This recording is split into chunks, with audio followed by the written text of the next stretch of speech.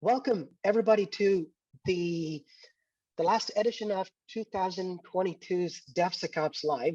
DevSecOps Live brought to you by Practical. DevSecOps is a monthly live event where we bring in people that are active in the field of DevSecOps, threat modeling, or anything related to security exclusively to share their knowledge, experiences with our audience here.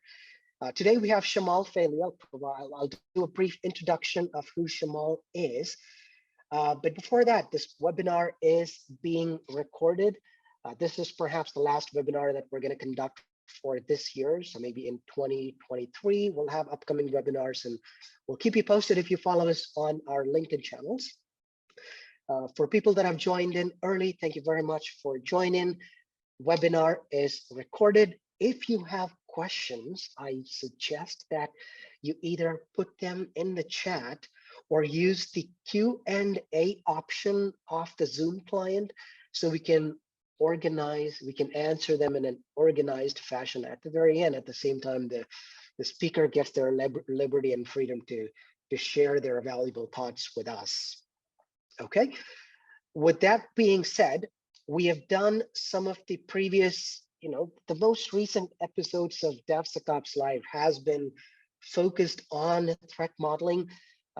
We've done privacy modeling, webinars on threat modeling about code, threat modeling for Agile and DevOps. And to neatly wrap it up, today we have threat modeling and beyond with CAIRIS, right? We have Shamal Faili here today, who works as a scientist in the Defense Science and Technology Laboratory of the UK government, a wing of the UK government. He is the creator of the CAIRIS tool, and CAIRIS happens to be the result of the PhD work that Shamal has been actively doing. I found CAIRIS to be particularly interesting because it is different. It is different from all the other threat modeling tools because it is capable of doing things that are much more than threat modeling. So Shamal, great to have you here. With that, and without further ado, I invite you to enlighten us. Tell us what threat modeling is from your perspective, your motivations for building CAIRIS, and how we can use CAIRIS for threat modeling. Over to you, sir. Let me just unmute myself first, so I'm not talking to myself for the next hour. Okay, so I'm hoping I'll answer some of those questions. Just a few bits of housekeeping first. So I do work for the SDL. I'm not saying anything on behalf of the SDL, so anything I say should not be interpreted as government policy, etc. I can't say too much about what I do in my current role, but we do care about secure by design a lot,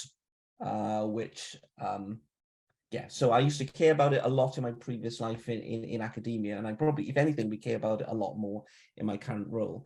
I think the other final bit of housekeeping is that I've got 77 slides and about an hour. I do have a habit of speaking quickly. So a colleague of mine has told me that if I speak too fast, if you get the recording and slow it down, I sound normal. Hey ho.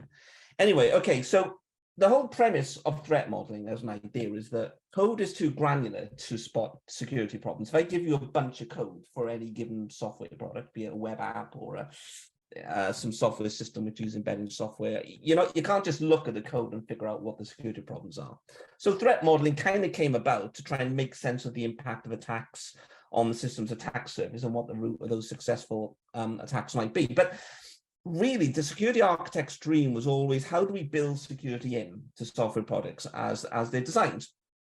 And for all these years, there's never really been that much knowledge about how you actually go about addressing security at these really early stages of design. So I kind of came up with CAIRIS as a means of just encapsulating the research that I was doing into some sort of software tool that people could use so we could learn more. And one of the key considerations that underpins CAIRIS is that software is not secure if it's not usable. And usability in UX is something that is typically thought about at the very early stages of design. So CAIRIS is meant to be something that you could use at a very early stage. So what I'm going to talk about today is some of the motivation about CAIRIS, some of the key features, how we do key usability requirements and security stuff. And I'll talk a little bit about interoperability. This is a very condensed tutorial, and I'm only really going to touch upon the sort of things we can do.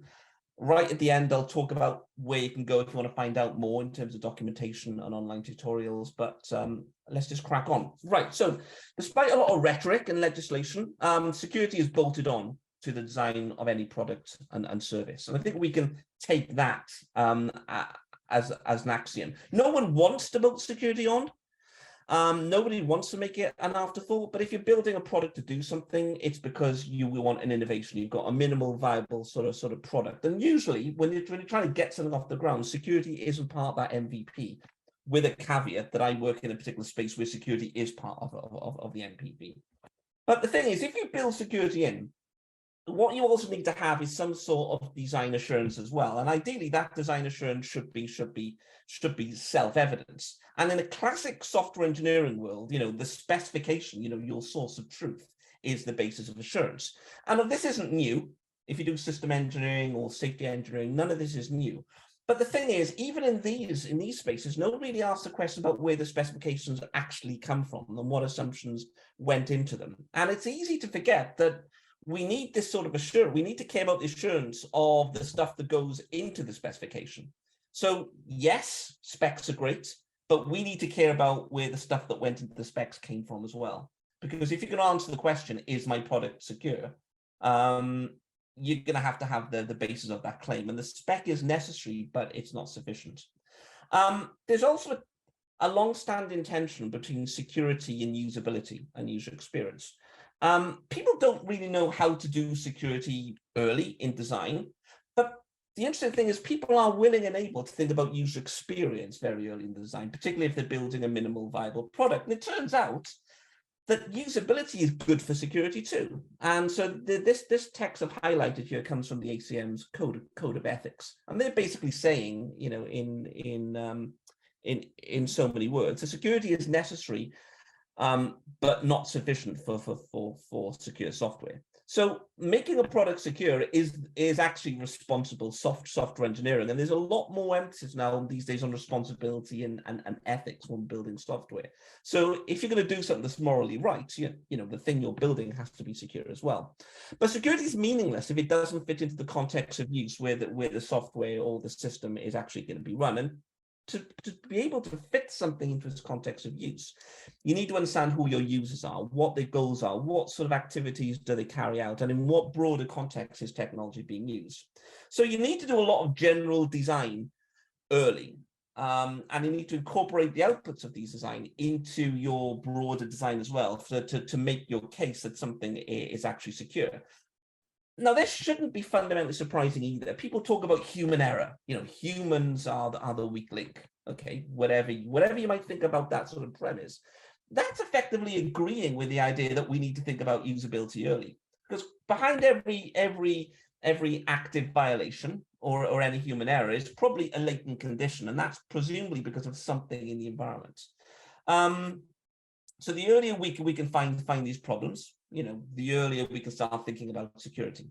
But even if we apply all this stuff, we're going to hit this issue with something called the bounded rationality bias.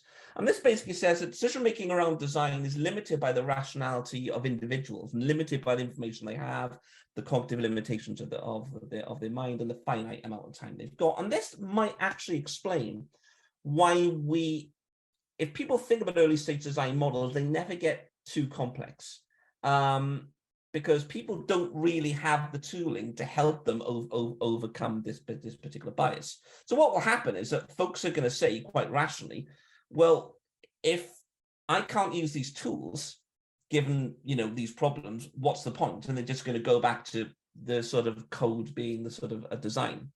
So we do need tools that support elicitation, analysis, management, validation of data as well. And if you can't validate the design, you can't reason about the analysis that went into design decisions that get made. Now, there's a question about what this tool would actually look like. And because people have really never figured out how to design security into products, there's an open question about what the tools will actually look like. And I think those of us in the software production community have suffered from this cobbler's children problem. In other words, the cobbler's children have no shoes. And if you look at the state of the art for managing requirements and managing security, it's all a little bit of a sort of hodgepodge.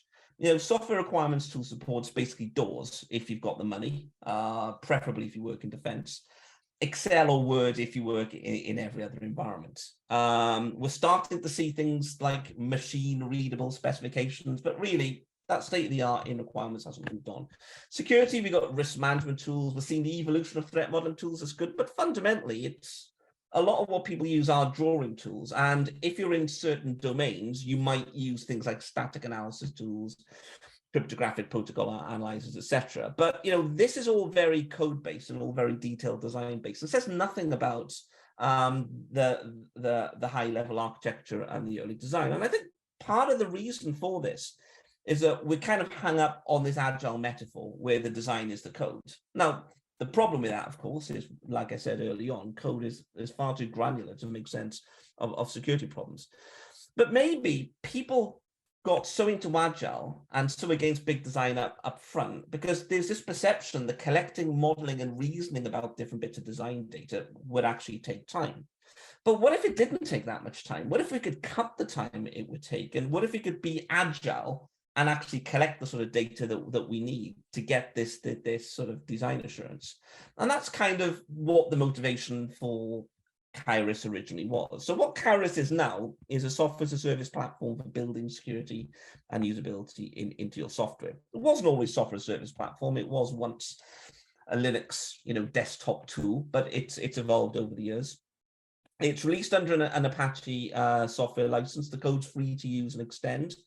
I often say that if you, a good way of finding out how CAIRIS works is to try and customize it for your environment. But I've always said that if people have questions, problems, queries, issues, raise an issue.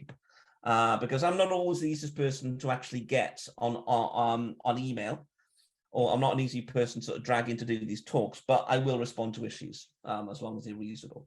So what I'm going to talk about today is key principles, installation, how you actually get CAIRIS off the ground, how to model things like assets, personas, and tasks, because these are key for usability and security, how to model requirements, risks, and countermeasures, and a little bit about documentation and interoperability. There's a lot I could talk about that I'm not going to talk about because I don't have the time. So CAIRIS does support things like attack patterns and architectural patterns. I won't be talking about that because it'll just take too long. Similarly, it supports architectural risk analysis. You can do data protection impact assessments, although I might touch upon things that are coded into that in the talk. You may see a DFT at some point, but I'm not going to talk about data flow diagramming because you folks probably know what this is already. You can use CAIRIS for doing safety analysis. So it does have support for something called STPA, which those of you who know stuff about safety will know about, but I'm not going to talk about that.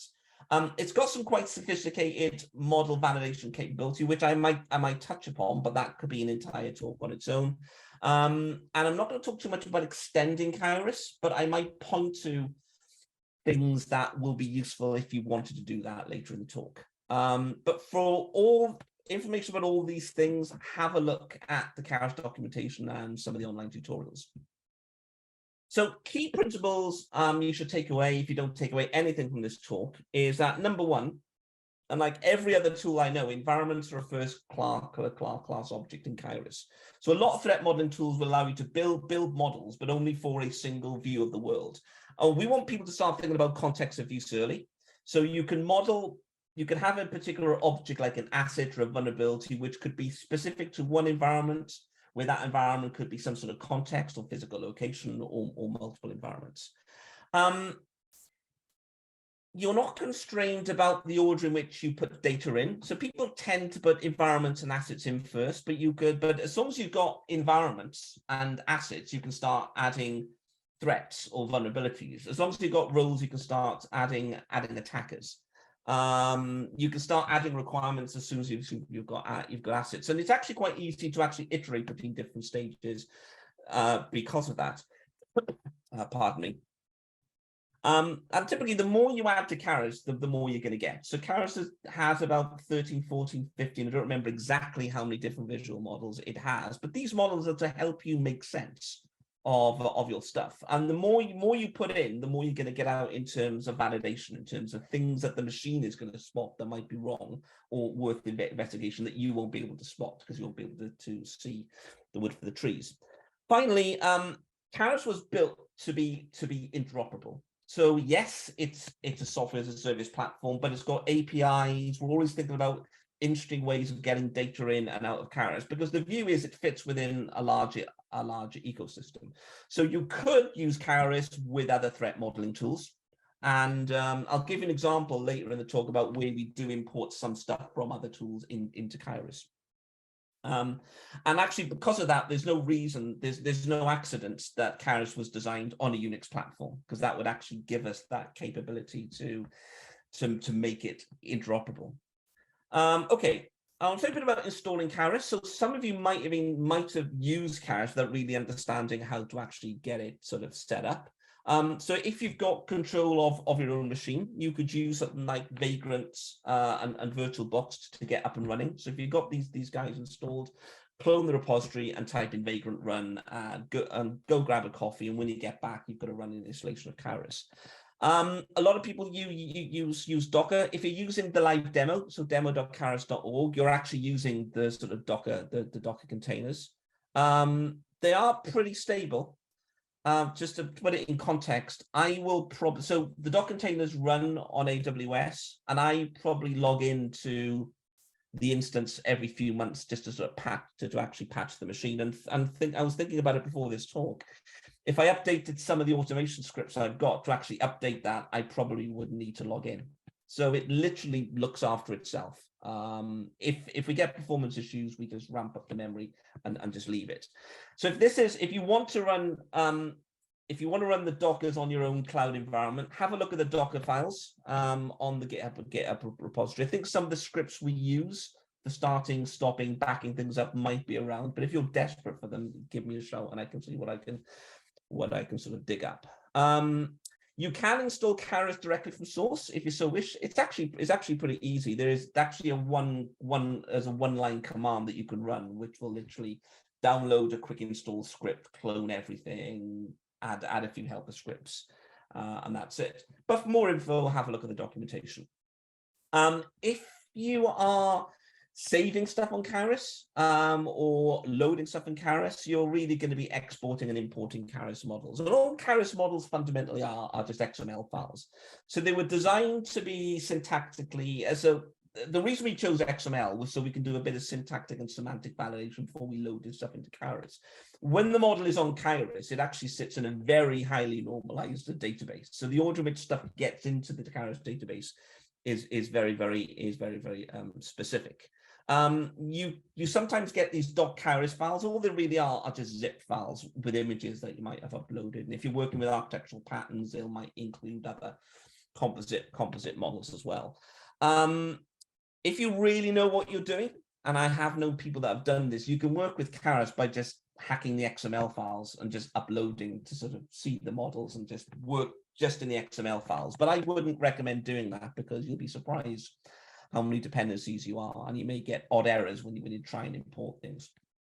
Okay, so in terms of key concepts around CAIRIS, number one is the environment. These are the contexts in which systems actually sort of live in.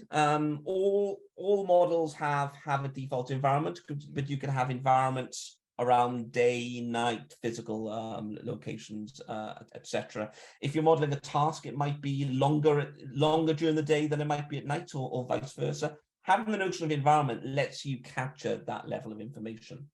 So in terms of how you might create environments, go to the environments menu, click on plus. I think we're going to specify a day environment here. Most objects in CAIRIS are specified in a fairly similar way.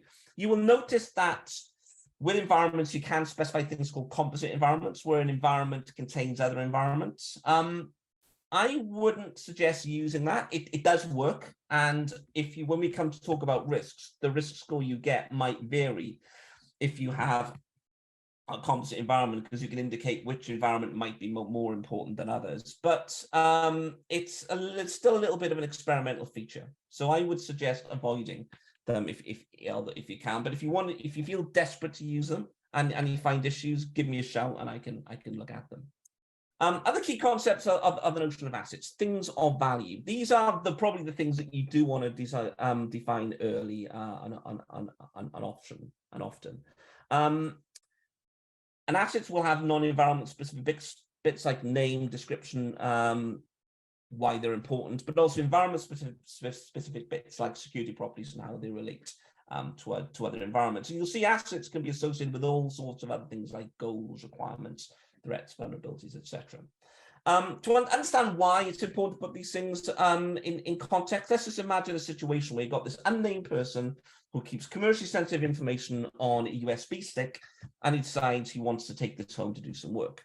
So, when he's going home, or rather, if he's in the office after a security awareness seminar, he might decide that this information is very important, and the guy will feel a strong sense of accountability for it.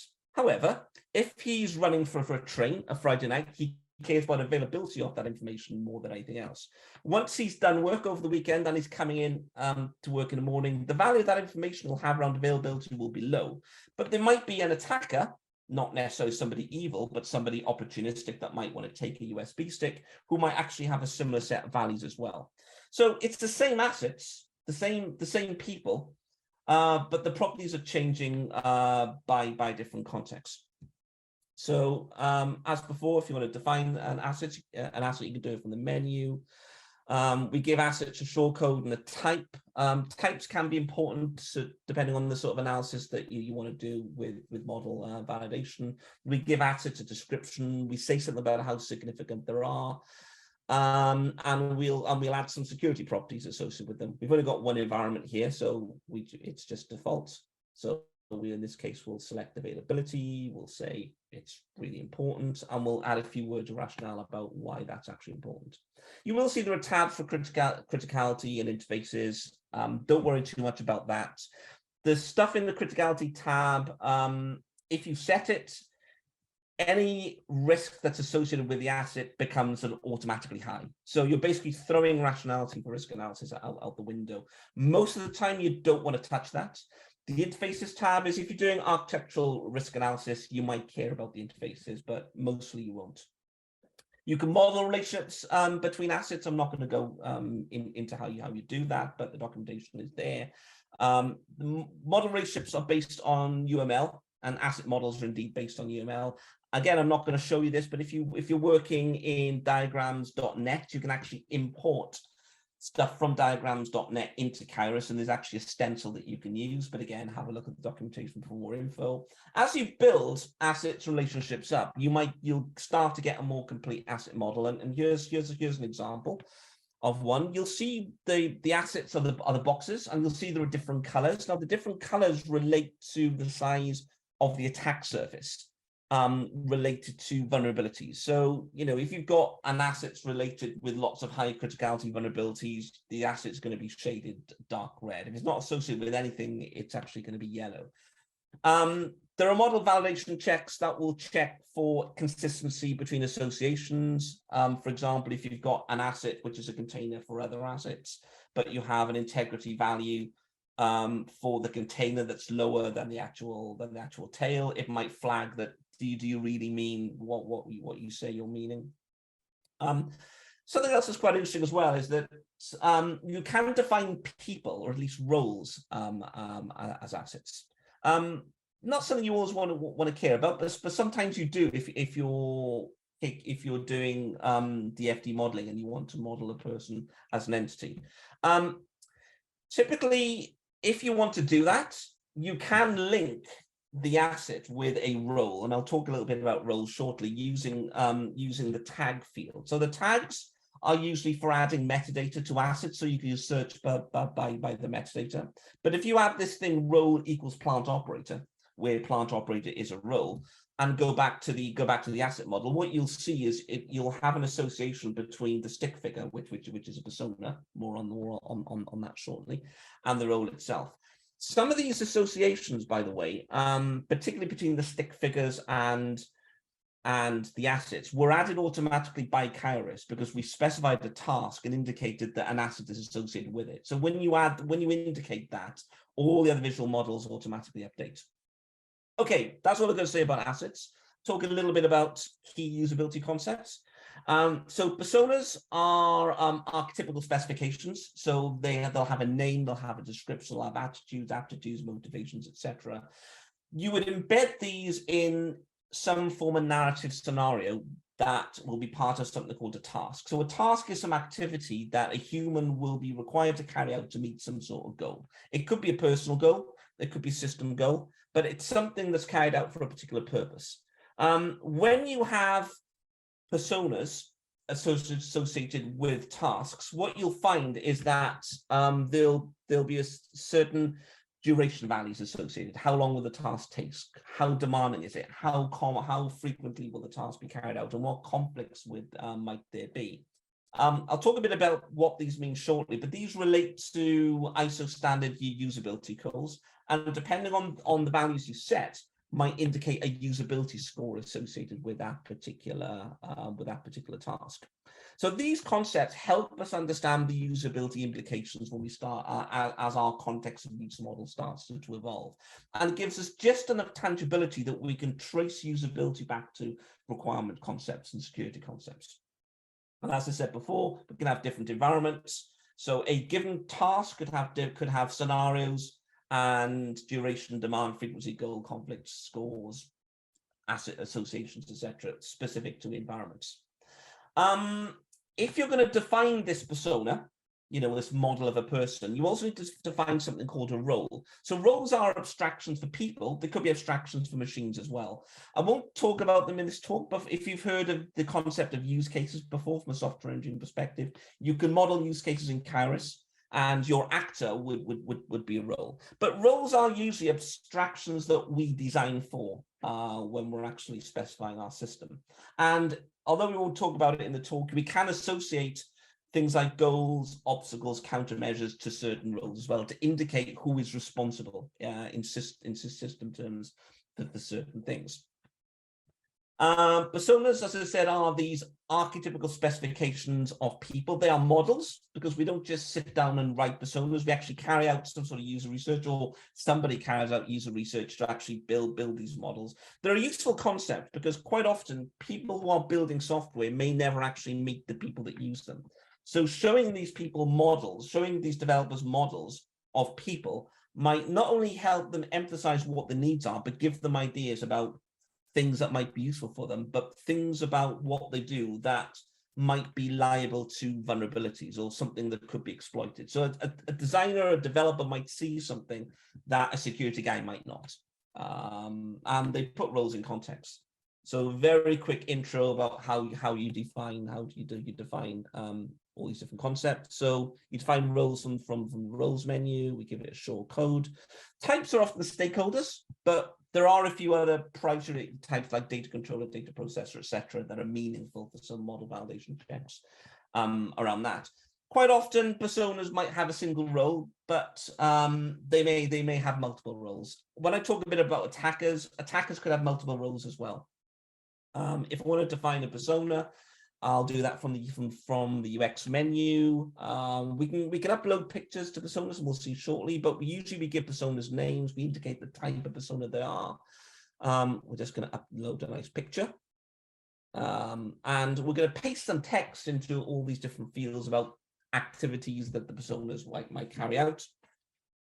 But bear in mind, this text is a result of user research that either you've carried out or other folks have carried out. So we don't just sit down and write them. And yeah, I think in the interest of time, I'm just going to skip to the next slide, but have a look at the tutorial to see more info about how you define these. Just to reinforce the idea, you don't just sit down and make up a persona.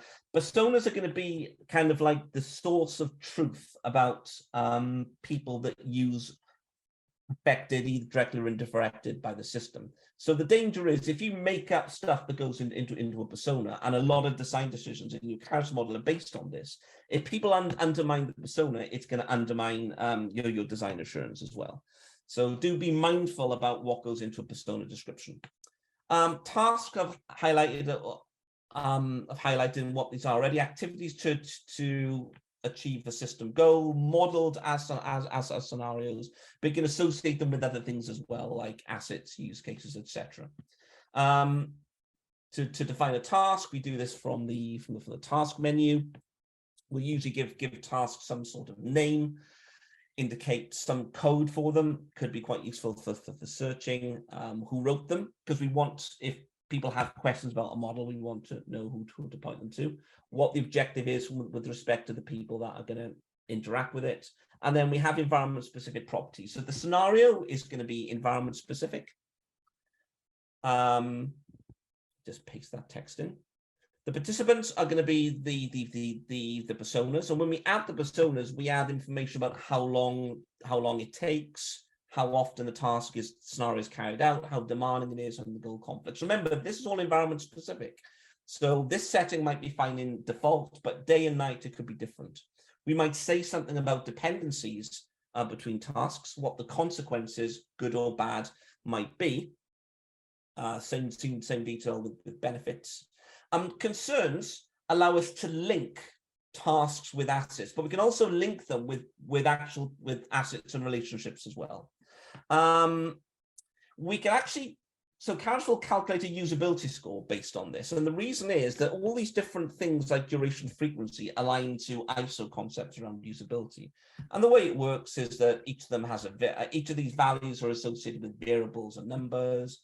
And this particular formula is actually applied, and we basically get a number but between 1 and 10. And the higher the number, the less usable the task is. So what I've done in the past when I've come up with tasks is I will work on a task participatively with people. So I've been in workshops with people and kind of sketched out the task with them, so we all agree what it is, and then I'll ask some questions like, so how long do you think this task would take? How frequently would it be carried out? So whilst the scenario is fresh in people's heads, we basically gather that information, and quite often people will then come up with requirements that need to hold as prerequisites or things that need to hold afterwards, and then we can capture that in CAIRIS as well, and we'll talk about that shortly.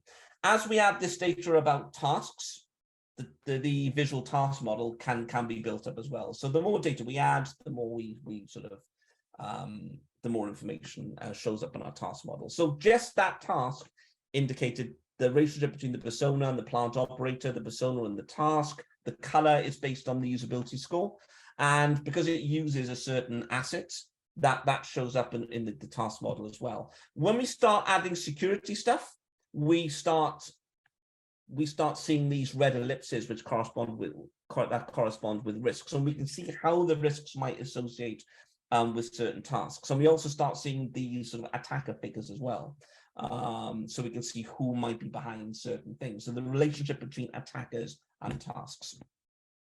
Okay, those are key usability concepts. We care a lot about requirements in CAIRIS, and we support requirements management and requirements modeling. You'll see different concepts like goals and requirements. Main things to remember is that requirements are not environment specific. They always hold. Goals and obstacles are environment specific. So you could model some system goals for a particular environment, or you could just decide default is your common environment. All you need to care about is that if you care about modeling countermeasures and linking and showing how countermeasures address risks, and you want to see the risks or dynamically change, you will have to model both goals and requirements, and we'll see how shortly. So this is how all the concepts fit together.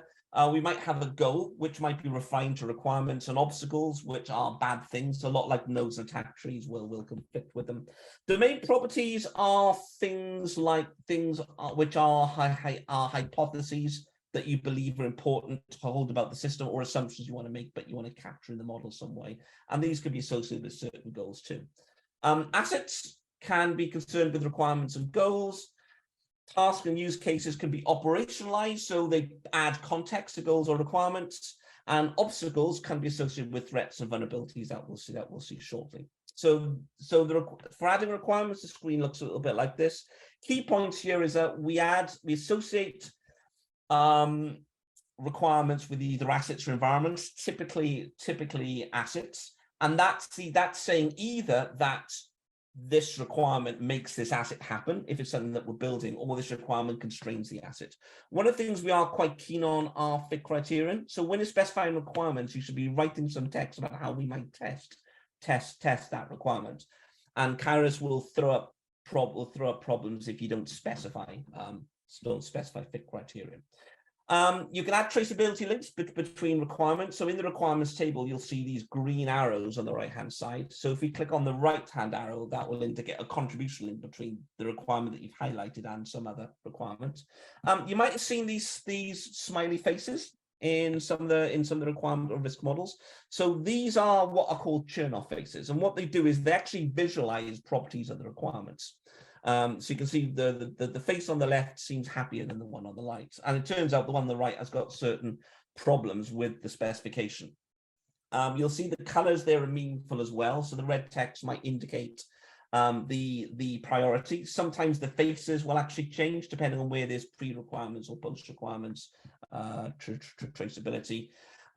This is what the different aspects of the face represent. So the eyebrows represent the completeness of the requirement. The shape of the eye indicates whether there is an imperative tense. So, A shall do B. If that's not there, the eye shape will change.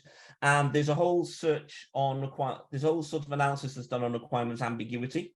So the fuzzier the requirement is, the more the smile is going to turn into a frown. And when you've got really big requirements models, and I've worked on projects where we've had big requirement models, this feature is actually quite a nice way of pinpointing problematic requirements, particularly if the problematic requirement is leading to some problem in your system that might be exploitable.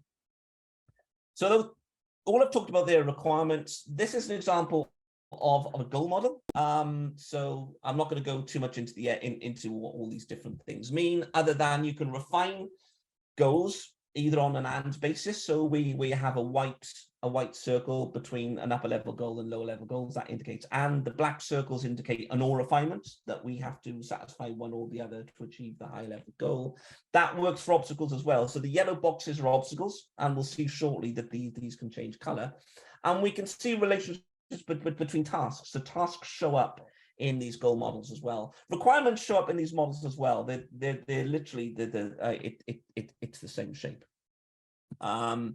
We specify goals in much the same way that we specify requirements. We can add relationships between goals.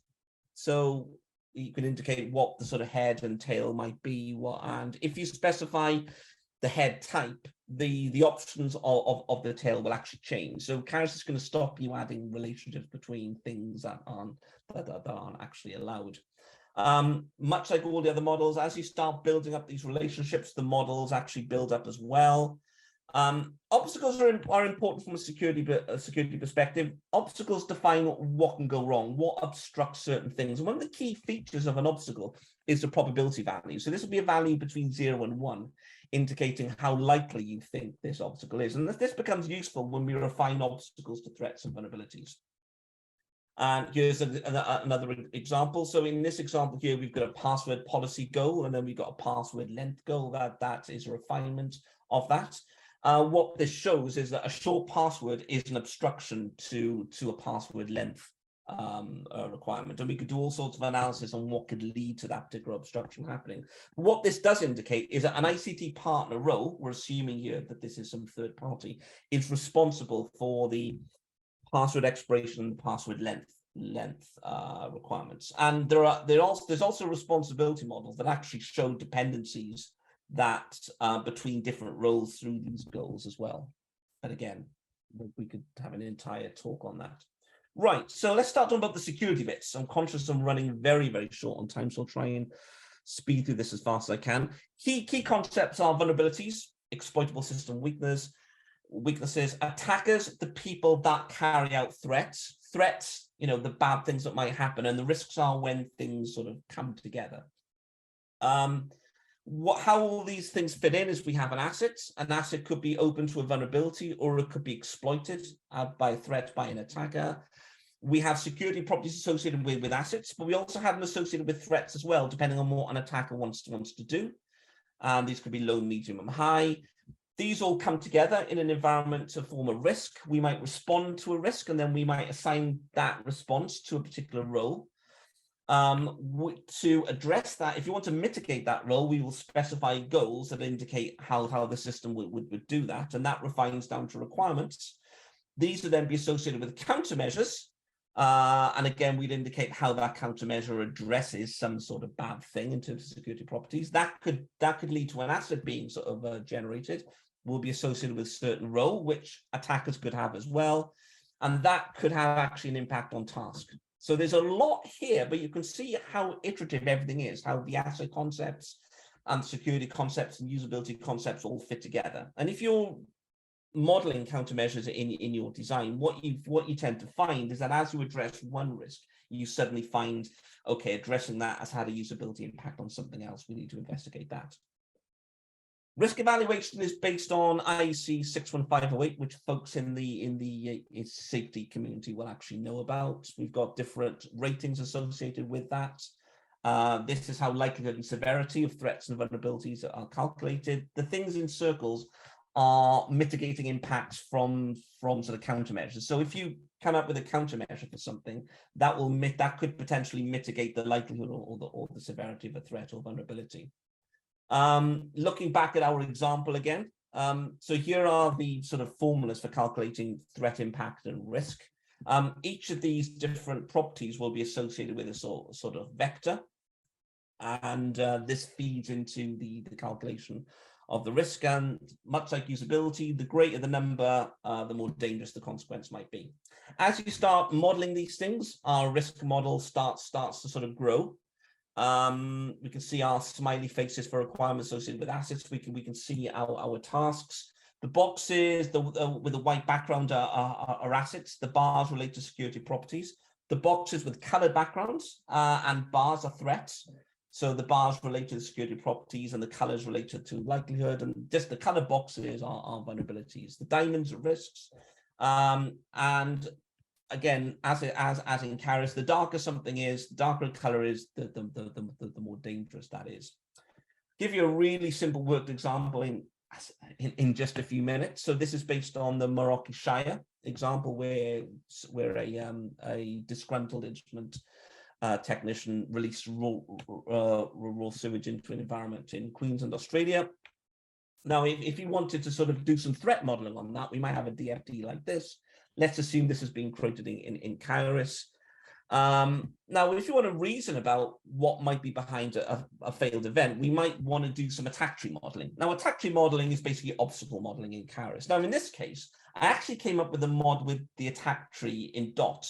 And in CAIRIS, you can actually import dot files, and that will turn attack trees in dot into obstacle models in CAIRIS, but they're all yellow because we don't have any information about probability. But we can incorporate that into our system goal model, and we can see that when we start adding the probabilities, the colors of these things change. So the probability of misconfiguration is 0.5, for example, and that's the dark red.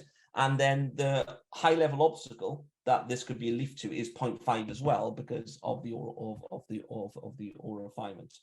So when you add these probabilities, you start seeing what the probability of a high-level obstacle might be. And we can link these obstacles to vulnerabilities and threats. Here's an example of a vulnerability. And you'll see, again, severity and assets associated with it are environment specific. Before we can define a threat, we have to define an attacker. So here's our victor attacker here. We have to model motivation and capability as well as role for every environment. And the reason we make people model attackers is that people have been known to come up with threats that are quite frankly bonkers. If we make people model the assumptions behind the attackers, it kind of calms people down a little bit and basically if we see, let's say, a 0-day attack associated with a sort of script kiddie, we can ask this a question: could this attacker really do that? And specifying threats, much like everything else, we specify our attackers, assets, and the properties that they're interested in. When we specify risks, is when everything comes together. If we specify a threat and a vulnerability, the possible environments that could be relevant for will actually show up automatically. So all you need to, so you'll see the scores are calculated automatically.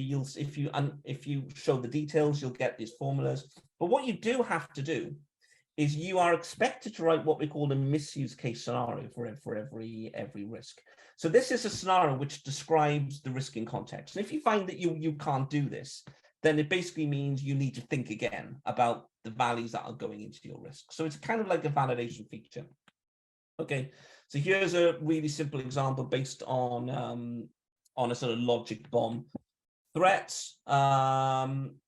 These are the numbers that kind of feed into it. So the threat's not very likely. So that maps onto a 2. Severity, not very severe, maps onto a 1. These properties are based on things that the attacker is interested in. We are interested in terms of security properties.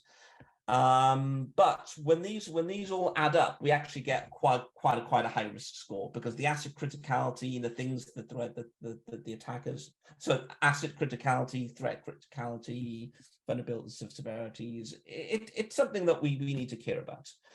If you want to respond to this risk, we create a response and we indicate that this is something that would need to be mitigated.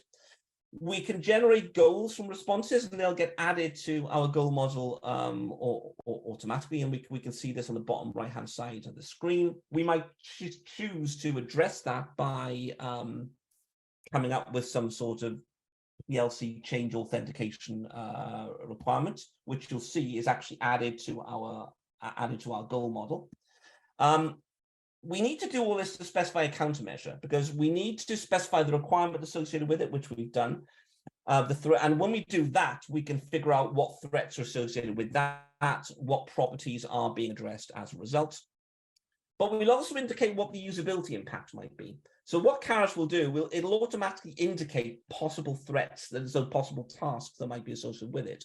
And you have to indicate whether the countermeasure helps or hinders this. And this has an impact on the actual score of the task itself. So we've seen this table before. We have numbers. We have a task usability score based on how much the countermeasure helps or hinders the task. And again, the greater the number, the less usable something is. As we add that, our requirements, our risk model evolves. We see our diamond has gone from dark red to light red, because it's mitigated the risk. We see all these new elements in our model. We can see that this is actually high effectiveness, which maps to 3. That's kind of rendered the likelihood to sort of nil, because we don't have minus numbers. We'll see that we have this mitigating property, which is actually mitigating the impact. But if you look carefully here, you'll see the task is now dark red, whereas dark blue, whereas it was light blue. So this is something we need to look into.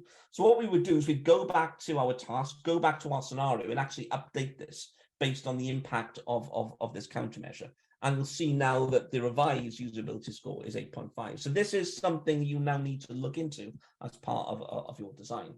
Now, whilst all this is happening, the goal model is basically automatically updated. So you'll see the task is showing up, and you'll see this lightning symbol that indicates that the countermeasure, which is the hexagon at the bottom, is conflicting with the task in some way.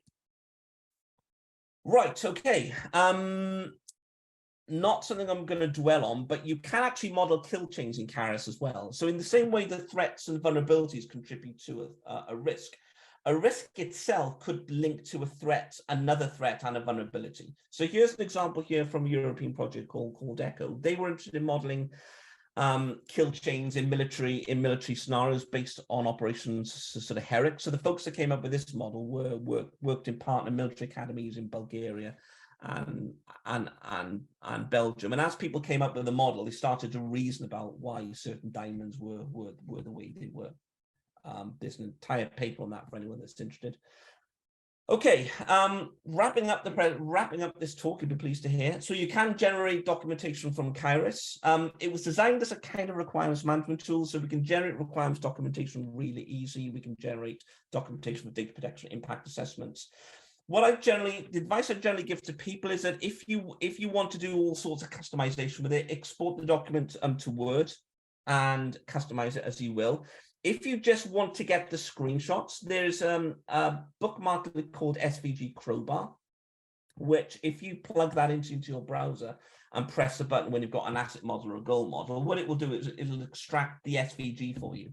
So I see a lot of people trying to get diagrams from CAIRIS by doing screenshots. SVG Crowbar is way easier. Import and export a model. I've talked already about CAIRIS models being XML. Normally you'll import and export things via the UI, but there are scripts on the machine itself if you want to do this on the machine.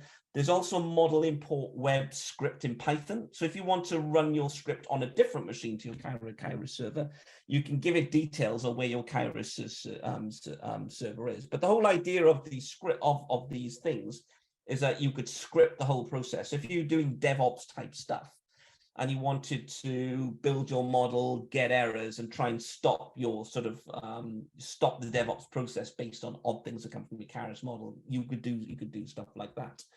And because of that, CAIRIS has actually got its own API. So it's a REST API. The CAIRIS UI uses it, but there's no reason you can't use it as well. Here's some simple examples of how we might use it. I'm just using curl here to post a request to get a session. And once we've got that session, we can just call different endpoints to get different data. And if that's of interest to you, go and have a look at Swagger Hub, where the API is documented.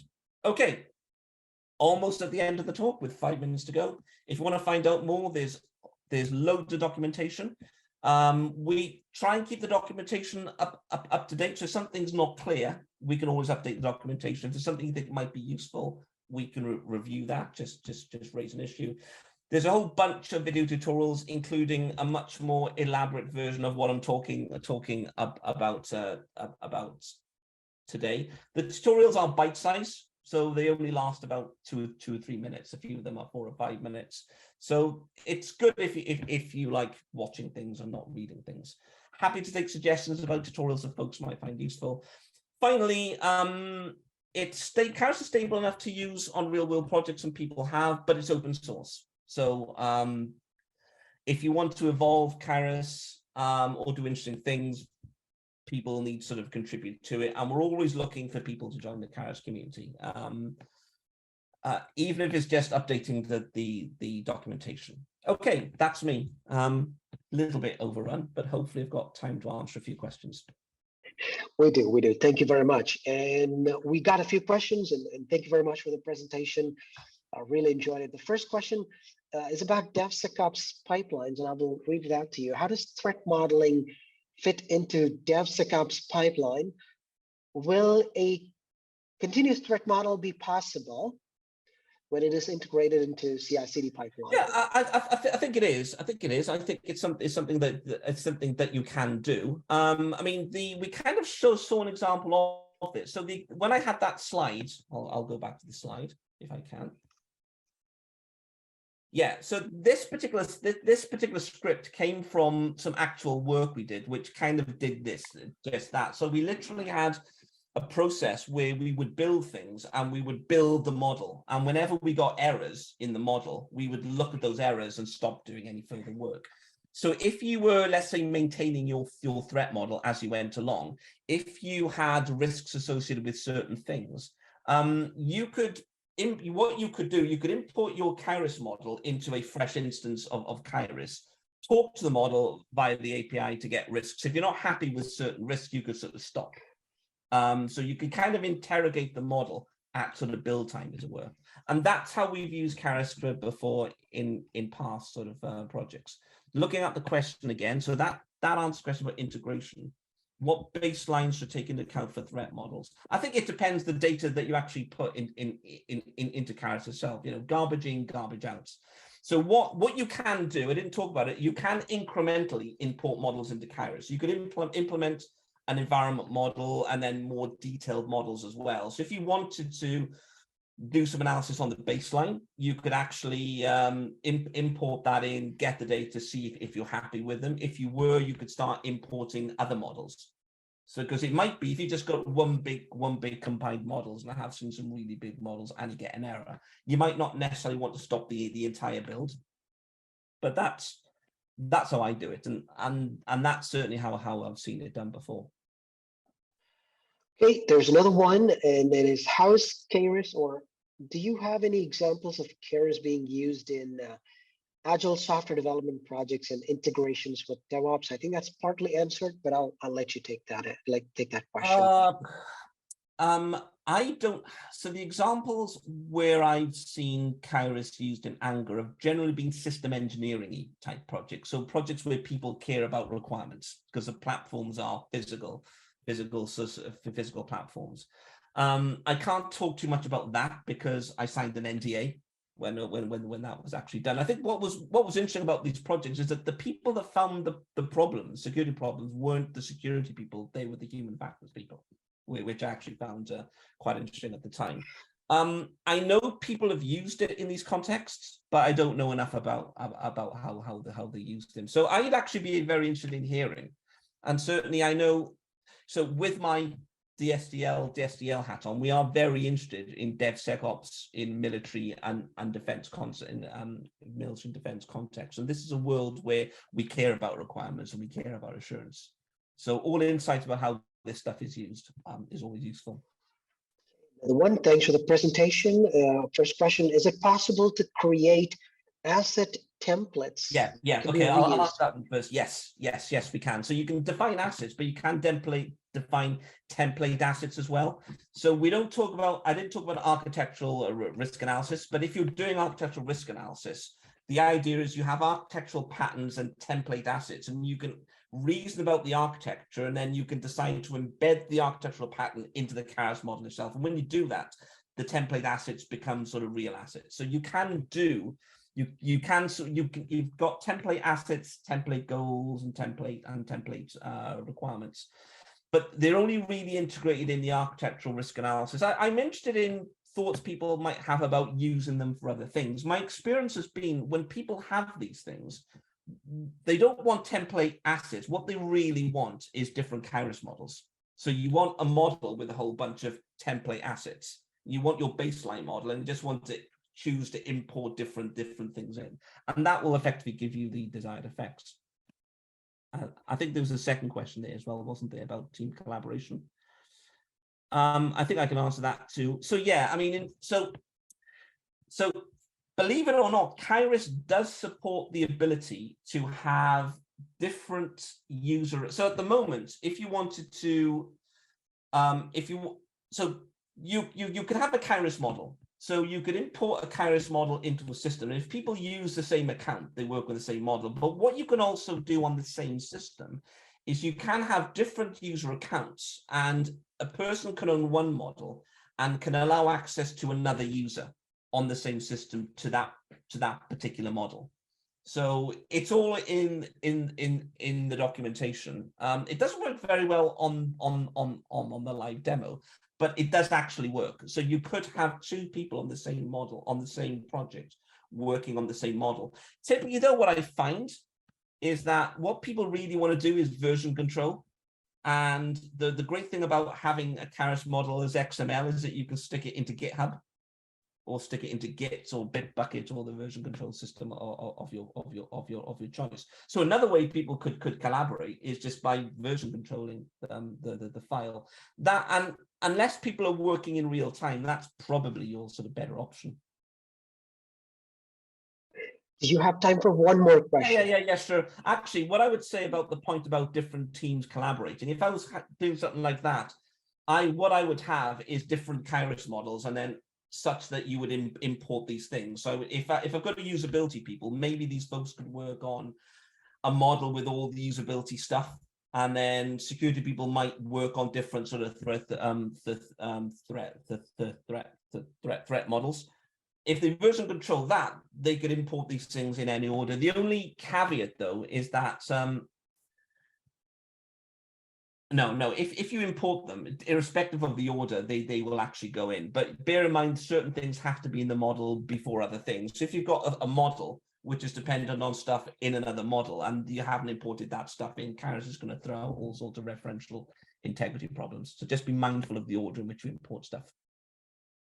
Okay, probably the final question: what threat models exist for cloud environments? I don't have, so there isn't an exemplar. So there are if you look at the different exemplars that we come into CAIRIS, none of them are specifically for cloud environments, but in the first lockdown, as part of some work I did in another context, we threat modeled the UK's initial contact tracing app for sort of COVID, and that was a cloud component to it. But to be fair, it just looked like any other. If you looked at DFD, you would look like any other DFD. You know, you've got your trust boundary, you've got your processes. Bear in mind for DFDs, processes, data stores, and things like that are fairly high level. So you wouldn't have a process that's a machine. You'd have a process that's actually a use case.